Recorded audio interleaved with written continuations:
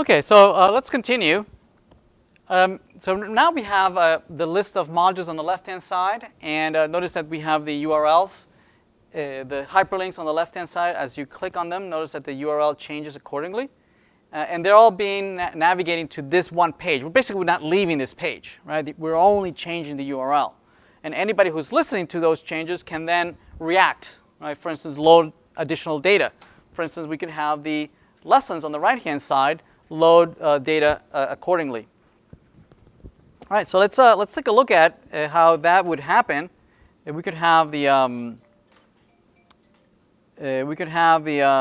a lesson service fetch some of that information. But first, let's make sure that we can actually grab that module ID from the lessons tab, right?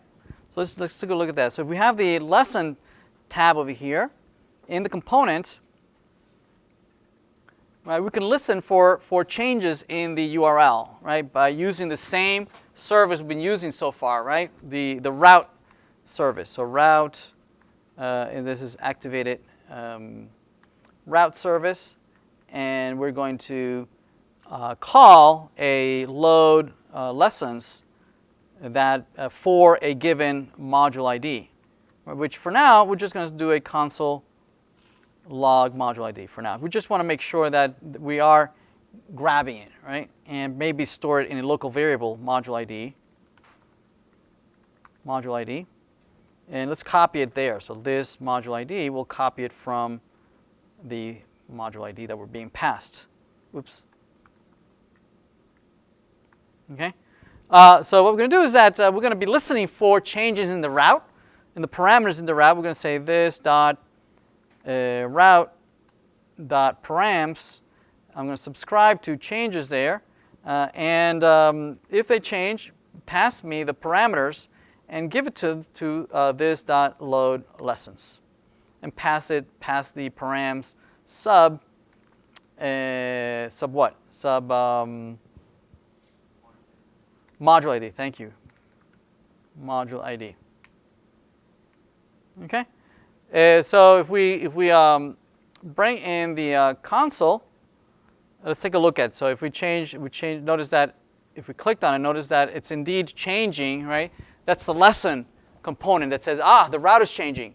Right, so that would be a good time for me to load lessons for that particular change in the module. Okay, so we could what we could do is create a service for the lessons, right, that can go and fetch for us all that data, right? So let's create a TypeScript file, and we'll call it the lesson.service.client.ts. And in here, very similar to all the other ones. So this is export class. They all look the same, right? And hopefully you get a hang of it. There's a pattern here, right? So this is lessons client service, and this is a fetch. This is find lessons for module. This takes in our module ID. And this is going to return whatever the fetch promise from the URL http:// localhost 8080, and it's going to go to API / I'm not going to go down to course. I think I have a module, and then just module ID, and then lessons, like that, right? And this is going to return the lessons, the response, which we are going to return as the parsed JSON body. There we go. So we register this in the app modules. It's registered so that now back in the lesson tabs component, we can actually load it. We can say we can inject it. So this is private service lesson tabs lesson service. There it is. We can load it here. We can say this dot. We probably want to store it in a local variable of lessons, which is to begin with is an empty array. it's not strongly typed, but you should strongly type it. Right, so this dot service find lessons for modules, and we're passing module ID, and then we can have the lessons mapped to our local lessons.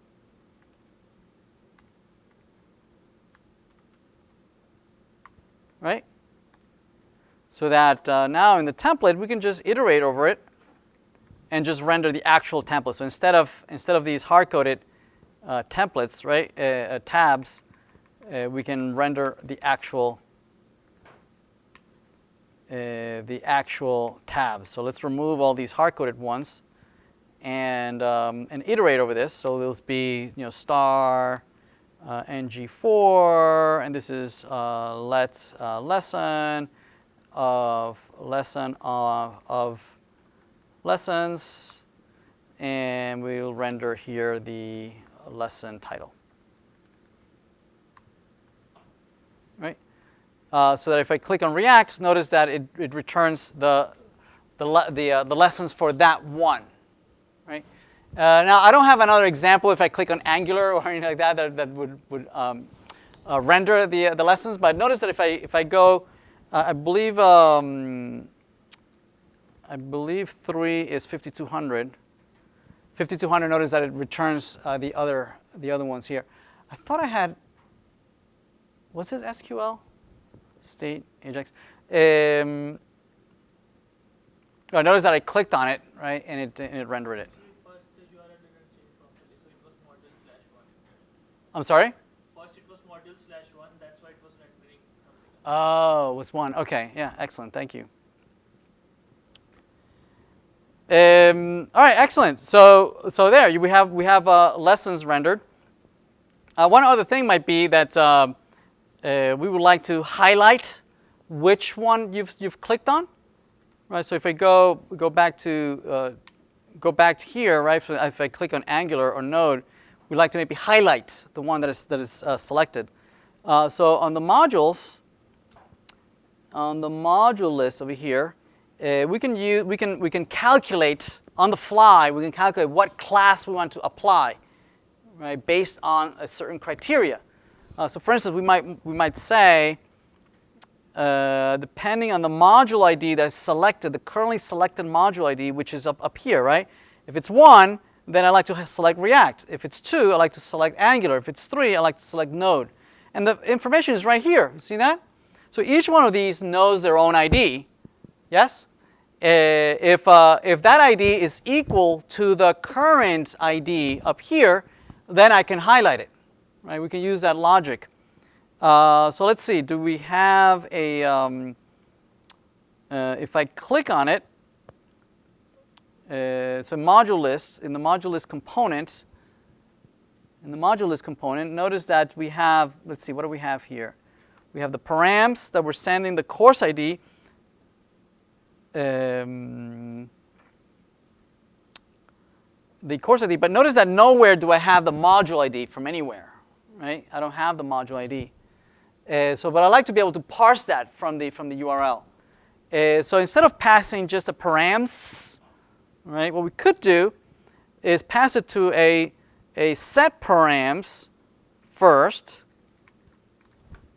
right, where we can load local variables of each one of the parameters, right, locally.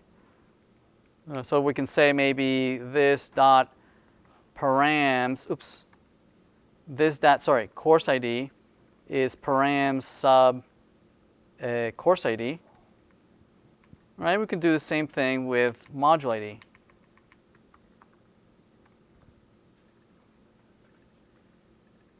Right? So what we could do, instead of loading the modules, we can pass it to set params. You can say set params. I'm just going to pass all the params, all of them. Okay?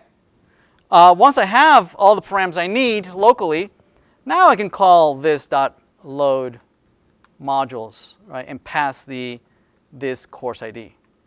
Right, so that doesn't change the behavior, but I have locally both the course ID and module ID. Yes, right?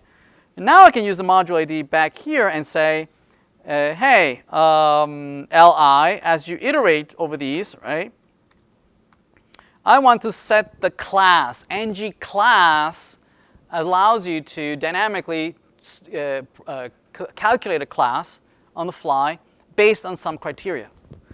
So one of the arguments that you can give it here is a JSON object that says a name-value pair where the name is the class you want to apply, and the value is a predicate, right? Which returns true or false.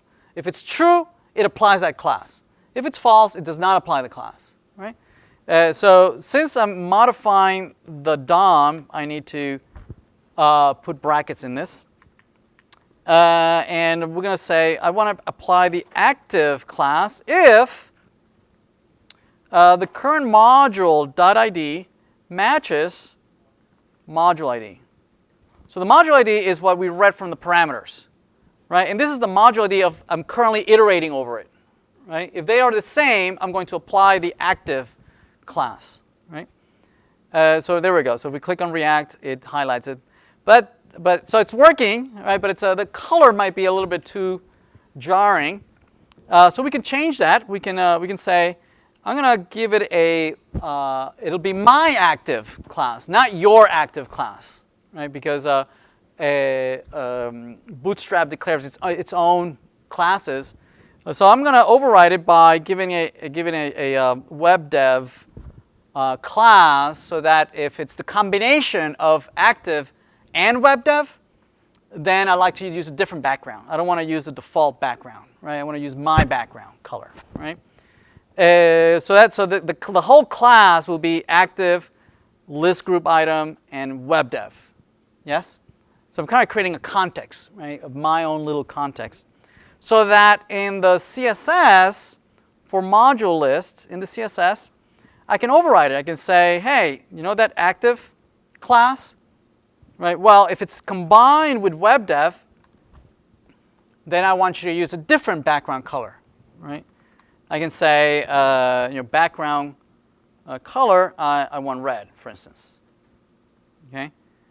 So now it's the background color is red, right? And maybe the border color also is red, right? And maybe the foreground just color is white. It's That's a link. It's a link. oh, it's a link. All right. So maybe can I say followed by a color maybe? Okay, there it is. Makes sense, right? And also the IDE gives you these nice little features where you can select the actual color from the color wheel, right?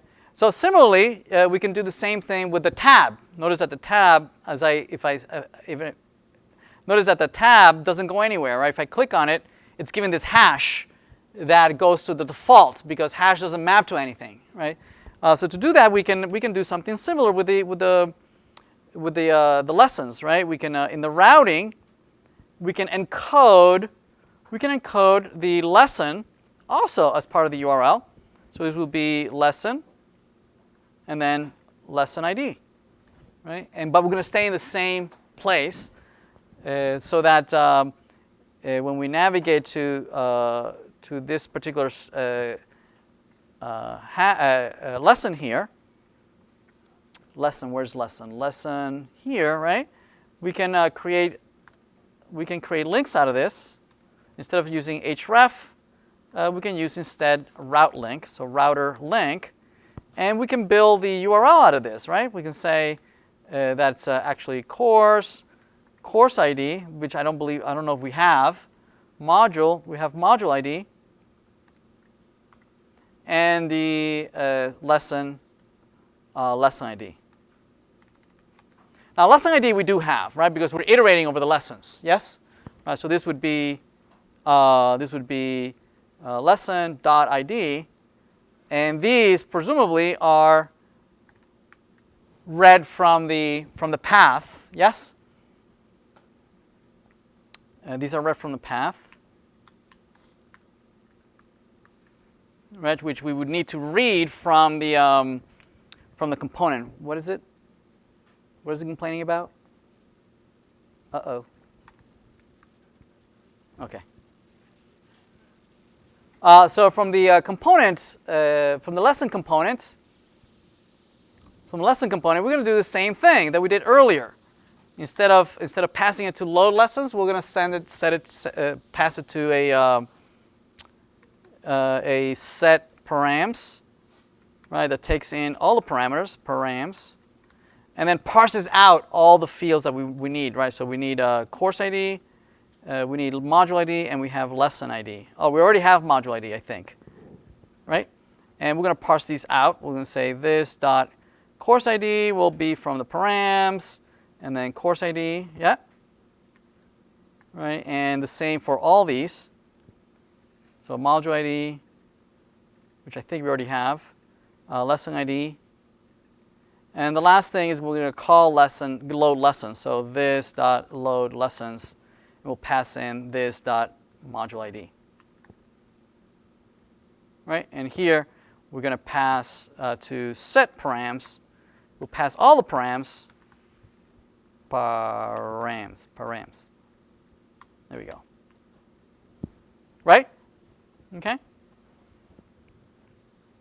So now if I hover, notice that the URL, right? Notice that the lesson is encoded in the URL, right? And if I click on it, notice that it appears at the top. It appears at the top, and we can use that as a way of highlighting the tab, right? We can say, hey tab. Let's see. I forget how to activate it. Is it part of the LI or part of the A? Let me see. Active. No, it's not it. So it must be the hyperlink.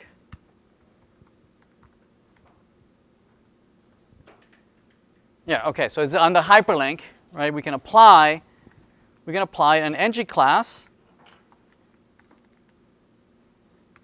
ng class that says if I want to add an active class if my ID matches the lesson ID that I parsed from the URL, right? So there it is. So if I click on state, notice that it stays as active, and before it wasn't. Ideally, you can just grab this and go to a completely different